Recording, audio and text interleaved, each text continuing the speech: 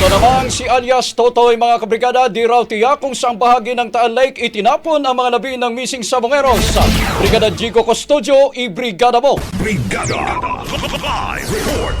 Walang ideya ang whistleblower na si Julie Patidongan kung saang bahagi mismo ng lawa ng Taal itinapon ang mga labi ng missing sabongeros. Sa isang interview kay Patidongan, hindi raw siya nakausap ng mga otoridad bago pumalaot sa lawa kung saan isinasagawa ang search and retrieval operations. Pero ayon kay Patidongan, baka may naimbestigahan ng mga otoridad na iba pang mga tao na nagturo kung saan mismo ang mga labi ng mga sabongero. Una nang sinabi ni Justice Spokesperson Asik Miko Clavano na ang mga impormasyon ay hindi lamang nagmula kay Patidongan kundi mula rin sa iba pang credible informants. Hindi naman masabi ni Patidongan kung ilan ang eksaktong bilang ng mga labi dahil sa dami, pero base raw sa mga videong pinadala sa kanya ay sigurado siya na may mga itinapon sa lawa.